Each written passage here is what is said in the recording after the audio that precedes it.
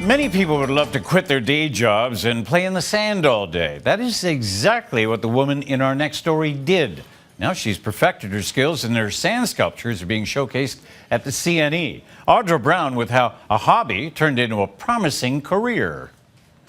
Like every kid, I love playing in the sand, but I never, ever thought it was going to turn into a career. But it did. 20 years ago, Karen Freilich gave up her job as a McDonald's manager and picked up a shovel and pail. Yep, I'm a 5-time world champion. That's right. After 14 years of honing her skills as a professional, she turned her love of sandcastles into a full-time career.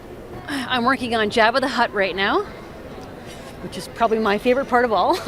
Now she's showing off those skills at the CNE. And then, of course, C-3PO, who's now his professional translator. Right.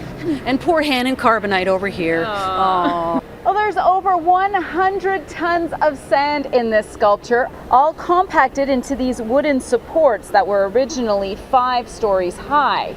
Karen carves into one layer at a time. It'll dry out, it'll get very delicate, but as long as you don't touch it, it'll stay there. Karen says sometimes sculptors will spray water and glue onto the surface, but that only creates a very delicate shell. A lot of people think that that's what keeps it together, but it's like saying your paint is holding your car together. Karen's sculpture is the feature exhibit alongside an international sand sculpting competition. And although they don't have a running tally, so far officials say the first weekend of the CNE had strong attendance, and those visitors taking in the sand sculptures were amazed by their detail. Really, really, really cool. We're just grateful that we have CNE and we have these artists here. Well, it's actually going to take Karen about 2 weeks to complete this sculpture. You have 2 more days if you'd like to come down and see the international competition sculptures in progress.